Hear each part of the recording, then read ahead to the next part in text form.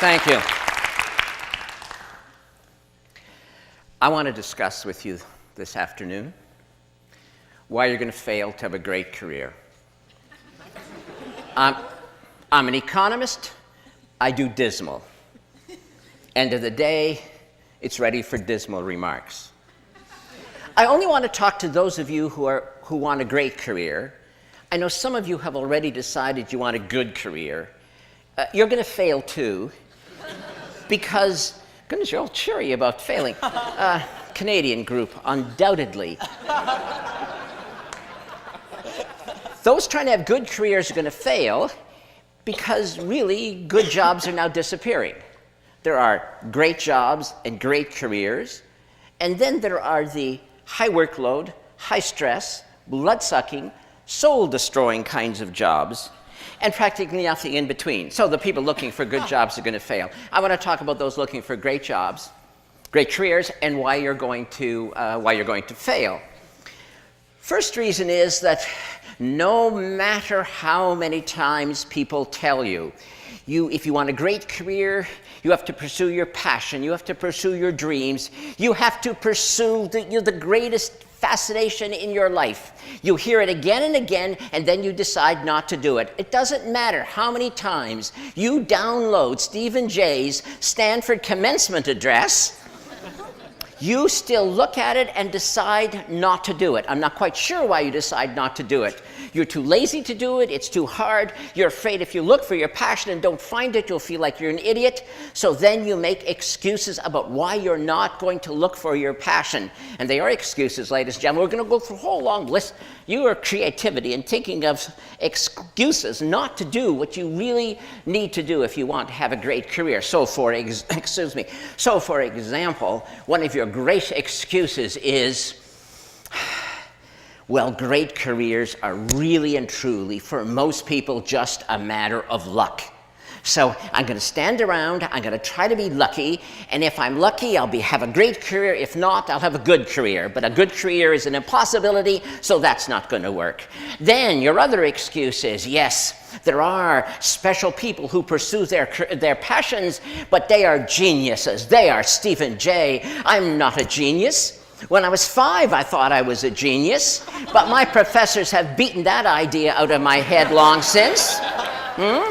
And now I know I am completely competent. Now you see, if this was 1950, being completely competent, that would have given you a great career. But guess what? This is almost 2012, and saying to the world, I am totally, completely competent, is damning yourself with the faintest of praise. And then, of course, another excuse. Well, I would do this, but, well, after all, I'm not weird. Everybody knows that people who pursue their passions are somewhat obsessive, a little strange. Okay, you know, a fine line between madness and genius. I'm not weird.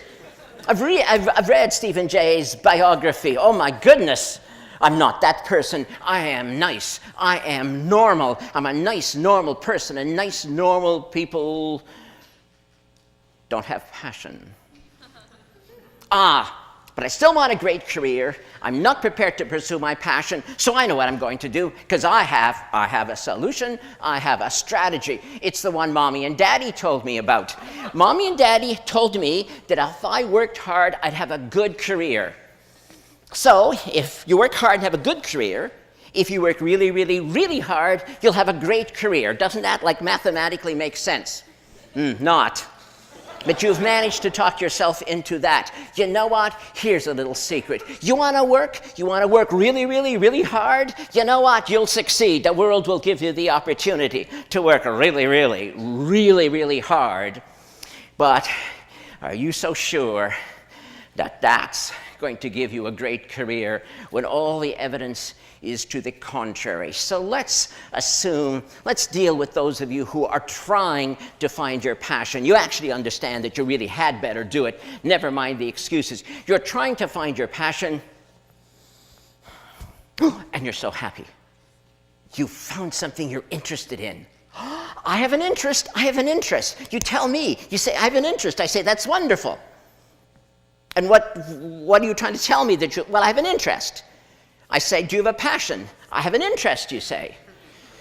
Your interest is compared to what? Well, I'm interested in this. And what about the rest of humanity's activities? I'm not interested in them.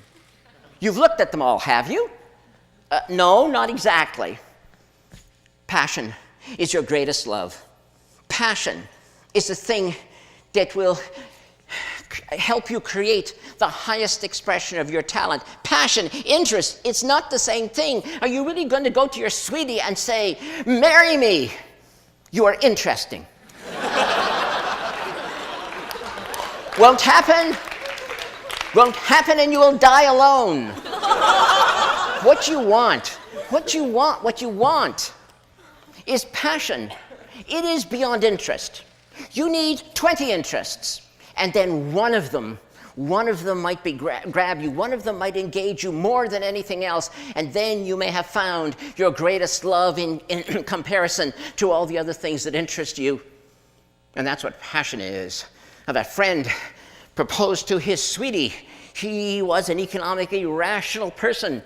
He said to his sweetie, let us marry.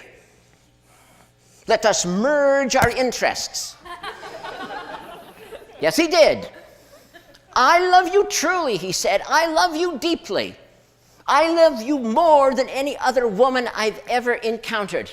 I love you more than Mary, Jane, Susie, Penelope, Ingrid, Gertrude, Gretel. I was on a German exchange program then. I love you more than All right. She left the room halfway through his enumeration of his love for her. After he got over his surprise at being, turned down, he concluded he'd had a narrow escape from marrying an irrational person. Although he did make a note to himself that the next time he proposed, it was perhaps not necessary to enumerate all of the women he had auditioned for the part.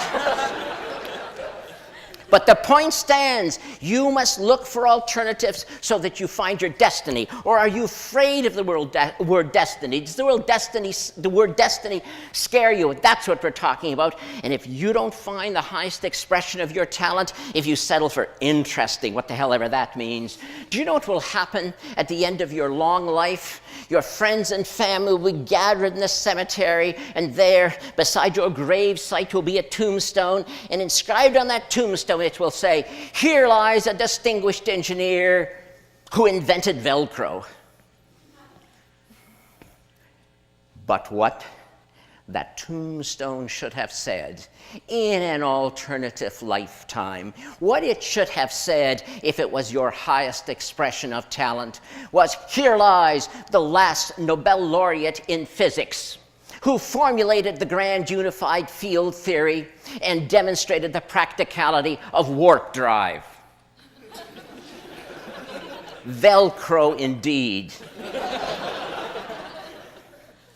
One was a great career. One was a missed opportunity. But then there are some of you, in spite of all these excuses, you will find your passion, and you'll still fail. You're going to fail because you're not going to do it, because you have invented a new excuse. Any excuse to fail to take action. And this excuse I've heard so many times. Yes, I would pursue a great career, but of value. Human relationships, more than accomplishment. I want to be a great friend. I want to be a great spouse. I want to be a great parent, and I will not sacrifice them on the altar of great accomplishment. What do you want me to say? Now, do you really want me to say now, tell you, really, I swear I don't kick children? Look at the worldview you've given yourself. You're a hero no matter what. And I, by suggesting ever so delicately that you might want a great career, Must hate children. I don't hate children. I don't kick them. Yes, there was a little kid wandering through this building when I came here, and no, I didn't kick him. Of course, I had to tell him the building was for adults only and to get out. He mumbled something about his mother, and I told him she'd probably find him outside anyway. Last time I saw him, he was on the stairs crying. What a wimp. Well, but what do you mean? That's what you expect me to say. Do you really think it's appropriate that you should actually take children and use them as a shield? You know what will happen someday, you ideal parent, you. The kid will come to you someday and say, I know what I want to be. I know what I'm going to do with my life. You were so happy. It's the conversation a parent wants to hear because your kid's good at math and you know you're going to like what comes next. Says your kid, I have decided I want to be a magician. I want to perform magic tricks on the stage. And what do you say? You say, that's risky, kid. Might fail, kid. Don't make a lot of money at that, kid. You know, I don't know, kid. You should think about that again, kid. You're so good at math. Why don't you? And the kid interrupts you and says, but it is my dream. It is my dream to do this. And what are you going to say? You know what you're going to say? Look, kid, I had a dream once too, but. So how are you going to finish the sentence with your but? But. I had a dream too once, kid, but I was afraid to pursue it. Or are you going to tell him this?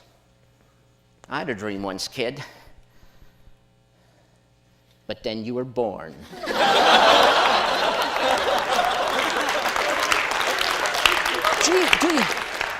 Do you really want to use your family? Do you really ever want to look at your spouse and your kid and see your jailers? There was something you could have said to your kid when he or she said, I have a dream. You could have said, looked the kid in the face and said, go for it, kid. Just like I did. But you won't be able to say that because you didn't. So you can't.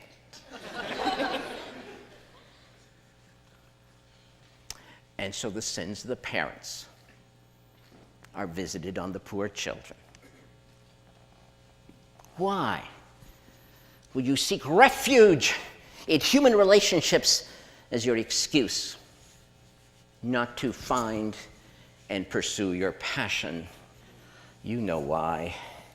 In your heart of hearts, you know why, and I'm being deadly serious. You know why you would get all warm and fuzzy and wrap yourself up in human relationships. It is because you are.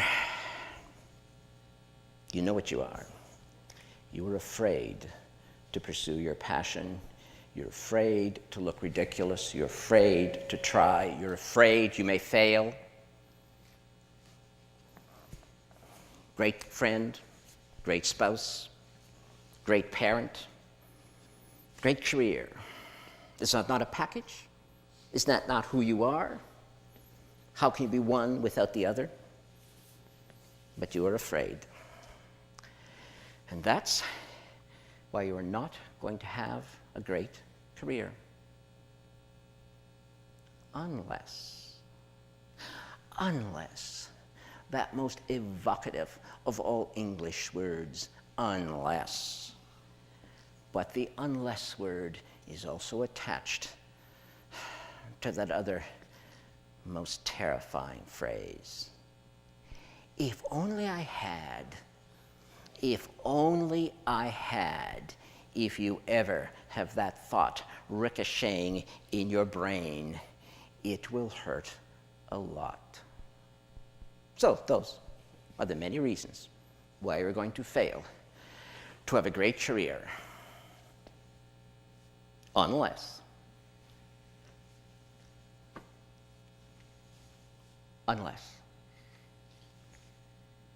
Thank you.